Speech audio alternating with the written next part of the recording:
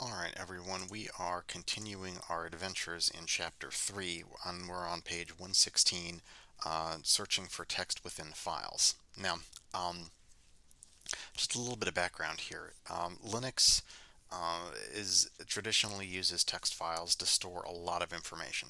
Log files, configuration files, um, just a bunch of stuff, and it's all really important. Being able to search through text files is an important skill. And Linux gives you a whole bunch of tools to do this. And on page 116, the textbook lists us kind of a whole list of these tools or programming languages that can be used, among other things, to search for information in files. Not everything in this list is something that we're gonna learn in this class, and in fact, some of it we don't even get to in Linux too. So don't look at that and say, "Oh my gosh, I'm never going to learn all of this." That's okay.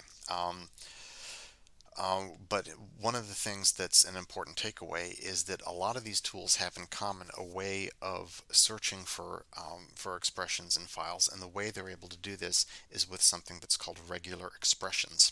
Now, this is pretty similar to a concept that we talked about earlier in Chapter 2 called shell meta characters. Now, shell meta characters are a little bit different, but if you remember, one of the things that we were doing is talking about how if I had, say, file 1 and file 2 in my directory that I was looking at, and I did ls file and then an asterisk, that file would come back and give me everything that matched that wildcard. Regular expressions are the same basic concept, but there are some important differences. When we're using regular expressions, we're searching within a text file. We're not using this and expecting that it's going to be interpreted by the shell. So this is going to be interpreted by the text program that we're using. Um, the regular expressions sometimes will act a little bit different than shell meta characters, and sometimes they have sort of similar concepts, but they're not quite the same. It's some of the definitions can be different, but the basic concept is pretty similar. So if that's not something that you're familiar with, go think about what we did in Chapter 2 with wildcard meta characters, so you have sort of a basis of something to compare it to. So what we did last time is I downloaded a couple files with the Gettysburg Address and then a copy of Shakespeare's play The Tempest, and we're going to search through these files. Now, I've talked to some of you that do not have either an X windowing system on your Linux install. It's just a command prompt. It's not a GUI. And some other people always have trouble every semester. So a couple students have trouble getting connected to the internet because they have some weird network settings. If that describes you, that means you probably have had trouble getting these files, and that's okay. Don't worry about it. We can the What we're doing here is going to be searching through files and demonstrating how to use regular expressions and a program called grep. Um, but if you don't have these exact files, that's fine. We can still search through log files or some other files on the system. And one of the things we do later in Chapter 3 is we actually will use a text editor. And if you want to use a text editor to generate your own file, you could do that. So just to have something to search through and try out grep. If you don't have these exact files, though, we can still go over the concepts. I just want to don't if you don't have those, don't worry about it. You don't necessarily need to have these to be able to do something. I just want to see that you can search a file. It doesn't have to be this particular file. Um, so what we're going to do here, I think the best way to illustrate the way regular expressions work is to actually go ahead and talk about one of the commands that uses regular expressions, and then we have something to try it out rather than just to talk about it in the abstract. And the main probably the most common way in Linux to search for text inside of files is using a command called grep. Um, and grep is something that we talk about on page 118. And what we're going to do is we're going to demonstrate how to use grep in kind of a simplified way, and then we're going to actually try to put some regular expressions into grep and see what happens. That's the goal for what we're doing. So Uh, let's start off by just remembering what it looks like when we use the cat command. So the cat command here is going to take the concept of um, the the file that we give it. In this case, this is the Gettysburg Address, and it's just going to spit the entire thing out to the command line. If it comes out, and we can see it on here, Linux refers to this as standard out. We'll talk about what that means and kind of how to deal with that in another couple chapters, but for now all we need to know is that cat is going to take the contents of that file and it's going to show it to us. It's going to put it in the shell. All right, well, that's great, but and the Gettysburg Address isn't terribly long, so this is something that is a manageable text file. But if we're dealing with, say, a log file that takes up a couple hundred megabytes, then scrolling through it like this is not really an option. It would take us much longer than we would want to spend doing something like that, especially if we're looking for something. So what we're going to do is we're going to demonstrate how to search for stuff using grep in the Gettysburg Address. So if I wanted to figure out if Abraham Lincoln said the word war anywhere in the Gettysburg Address, I'm going to go ahead and clear this so we have a nice clean screen. What I would do is I would type grep, and then I would type the word that I'm looking for, and then I would type the place that I want Linux to look for it. Okay, so if I say grep war Gettysburg, this is going to search the file gettysburg.txt for the word war, and if it finds it, it's going to go ahead and spit out the entire line in which it finds that word to standard out. So you can see that what I've got here is something that looks like he used the word twice, once here and once here. And because this is I'm using this copy of grep in a newer version of Linux in a GUI, it's polite enough to highlight the word that I'm looking for me. It doesn't always do this. If you're doing this in a command line environment, it may just spit out the line, and you have to go hunting for this word. But it should still have the exact same behavior. Now, what I want you guys to see here is that when we're using grep, and this is true for a lot of Linux commands, the order that we're using things matters. So if I instead type grep gettysburg.txt war, this is going to do something different. This is going to look for the phrase gettysburg.txt in a file that's called war. Now, I don't have a file that's called war here, so if you can tell that by doing an ls, right? There's not a file called war, so it's going to give me this error message saying, hey, there's no such file or directory. Now, be careful if you have something like this that happens, because the way Linux is going to show you results, like these two lines right here, are going to be pretty much the same way that it shows you error messages, which is this line right here. In other words, it's going to spit both of those back out to the command line. So don't just do this and say, okay, it found something, and keep going. You need to read the output there so you can tell exactly what's going on. But the thing that I want you guys to see here is that the order actually matters. So always when we're using grep, we're going to type grep and then the thing that we're looking for, and then the place that we're looking for it. The order matters. The next thing that we want to talk about is egrep and fgrep. Now, uh, uh, so this is not something that's terribly important when we're searching through the Gettysburg Address, but it becomes much more important when we're searching through sort of larger files here. And here's the way that works.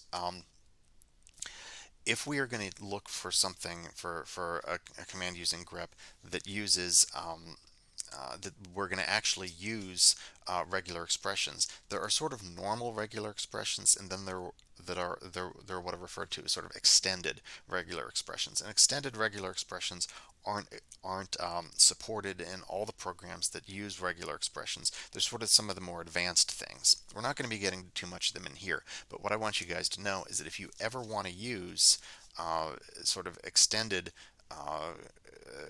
regular expressions in grep, grep probably isn't going to work with them. What you're going to need to do is type egrep and then whatever you're looking for, and then wherever you're looking for it. Now, this does the same thing, and egrep works fine even if we're not using regular expressions. So it's one that you can always use, but because egrep is set up to use to use sort of extended regular expressions, it's probably going to run a little bit slower. Now, again, for the Gettysburg Address, it doesn't really matter because the file is so short that it's going to be really fast regardless. But if we're searching through something that's, say, 100 megabytes of log files, it might make a real difference. The other thing is that if you don't want to use egrep, you can just use grep with a tac capital E here. And that's going to do the exact same thing. These two commands right here, egrep war and grep tac capital E, are going to be the same thing. Now, be aware that the options for grep, like the options for most Linux commands, are case sensitive. So if I try to do this with tac lowercase e, in this case it looks like it's going to work the same way. Sometimes that doesn't work. Now, if you don't need to use regular expressions, you can use fgrep instead of egrep. Now, fgrep, I think the F, off the top of my head, I think it stands for fast, but if it doesn't, it might as well, because this is going to be a faster version of grep that is not set up to use regular expressions. So I can go ahead and do something like fgrep, and then this time when I run it, it's not going to be expecting regular expressions. Now you can see right here, I'm not using any regular expressions, so this still works fine. And there's still pretty much a similar thing where I could do grep tac capital F like this, and that would work. Now, unlike grep E, this is not gonna work. So that's this is the lowercase f is going to have something where it works a little bit differently. So here it gives me an error message. Again, remember, with Linux, the file options are case sensitive. So all that to say, most of the time you'll just be able to use grep, and if you're not using an advanced regular expression, you can always use fgrep or grep tac f. Just remember to make it capital. That's the advantage of that, is it's going to be faster if you're not using regular expressions. With grep tac e, it's going to be, or egrep, it's going to be a little bit slower. But in most instances, unless you're searching for really big files, that doesn't make too much of a difference. So inevitably, at this point, I have somebody say, "Hey, can I just use egrep for everything?" And yeah, pretty much you can. It's not a great practice, it's not a great habit to get into in case you ever find yourself searching really big files, but that's something that you can do. All right, in the last couple of minutes here, let's at least briefly talk about regular expressions here. Well, actually, let's talk a little bit more about some grep options here. And one of them is, let's say for example, we're looking for the word but in Gettysburg, and you can see that it shows up once. One time, Abraham Lincoln said the word but I also know that he started a sentence with the word but, just because, I don't know about you, but I had to remember this thing when I was in like 6th grade. So if I search for a capital B but here, then you can see that it finds an entirely different line. Well, that's kind of goofy. So apparently this grep is actually going to be case sensitive. If I want grep to not be case sensitive, I can do grep dash I, but Gettysburg. And what this is going to do is this is going to find every word that is but, regardless of whether or not the first letter is capitalized or all the letters are capitalized or anything like that. So and because of this, I can actually imagine that if I ran this command like this, I should pretty much get the same thing, and I do. So that's one of the ways you can use grep that's useful. The other thing I think that's probably pretty helpful here is if I did something like, let me go ahead and cat this out again, we can get a good example. If I was going to do, if I was going to look for, say, any time that Abraham Lincoln uses the word for, I could do something like grep for Gettysburg. Okay, and you can see, so this is quite a few here, but you can also tell that we've got an interesting example here where he's looking for even though it's part of its own word. So if I did something like grep space for space Gettysburg with quote marks around the spaces, then it's only going to find the fours here that have a space on either side of them. So you can look at the output from these things and see that this is a little bit different. Forget or before is going to show up in the second one, but not in the first one.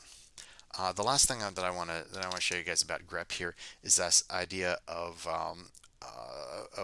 using grep in reverse. So if I do something like grep the Gettysburg, this is going to find everything that has the in it. So you can see that this is picking up fathers and these. And rather it looks like because it's looking for any instance of the, even if it's not its own word. The other thing, the other option that's pretty useful here with grep is if you have a tac v in here, this is going to find everything that that doesn't match a the. So if I did something like this is going to find every instance in Gettysburg that does not have a the in the line. And you can see the interesting thing about this is that it doesn't actually return um, anything that's highlighted. There is nothing in here that's red. The reason is it didn't find anything. It just showed me the stuff that this is what you're not looking for. And if you think about it, everything in this file either has the word the in it or it doesn't have the word the in it. So these two outputs of grep tac v the gettysburg.txt and grep the gettysburg.txt, those two things, if you put them together and then put them in the right order, should comprise the entire file. Well, we've now gotten to the end of this video and I haven't talked about regular expressions at all, so let's put that in the next video.